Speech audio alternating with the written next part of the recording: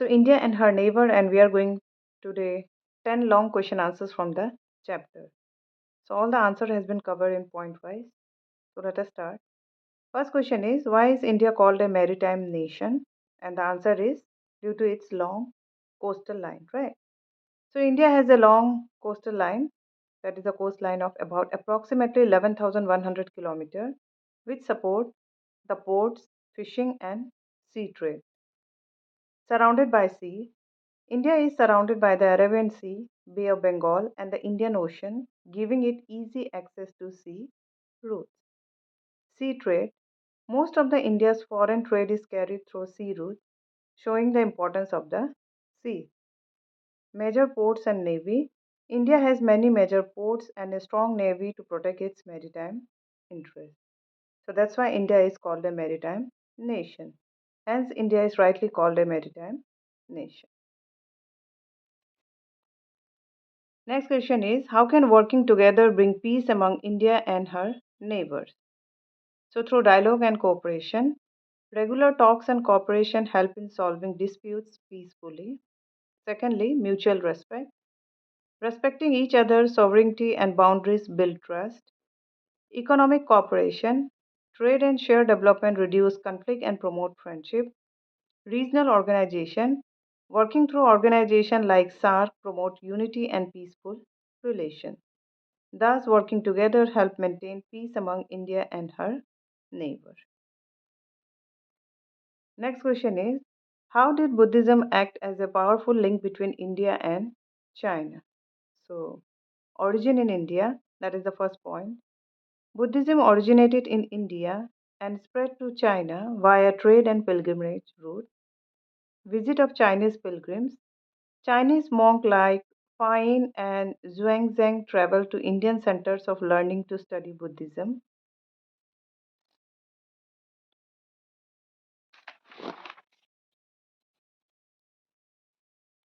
Exchange of scholars. Indian monks like Bodhidharma and Dharmakshema and Kumarajiva carried Buddhist teaching to China, creating deep spiritual and intellectual ties. Translation of text. Buddhist scriptures were translated from Sanskrit into Chinese, strengthening cultural ties. Thus, Buddhism acted as a strong cultural link between India and China. Next question is, what is the importance of good neighborly relation between India and Pakistan? Peace and security. Friendly relations reduce border tension and help maintain peace in the region. Secondly, economic development. Trade and cooperation support economic growth in both countries. Better lives for people. Peace improves living conditions and reduces fear and insecurity. Regional stability. Good relations strength, stability and progress in South Asia. Next is, why is cooperation between India and Bangladesh important for the Sundarban? So, first point is wildlife conservation. To protect endangered species like the Royal Bengal tiger and Asturian crocodiles. Secondly, forest protection. To prevent deforestation and preserve the unique mangrove ecosystem. Disaster management. To tackle cyclone, tidal waves, and flood that affect both countries. Research and ecotourism. To promote sustainable tourism and share knowledge about the environment. So that is why cooperation between India and Bangladesh is important for Sundarban. Next question is, how does trade help in strengthening India-Nepal relation? Economic growth. Trade boosts the economy of both India and Nepal. Mutual trust and cooperation. Regular trade builds friendly relation and trust. People-to-people contact. Trade encourages interaction between communities along the border. Regional stability. Economic interdependence promote peace and stability in the region. Next, why is Myanmar called India's gateway to Southeast Asia? Geographical location. So Myanmar share a long eastern border with India, making it a natural link to Southeast Asia. Trade route. Act as a route for trade and transport between India and Southeast Asian countries. Cultural and historical link. Share history, religion, and cultural exchanges connect India with Southeast Asia through Myanmar. Strategic importance. Myanmar provide India with access to port and regional cooperation in Southeast Asia. So that's why Myanmar is called the India's gateway to Southeast Asia. Next,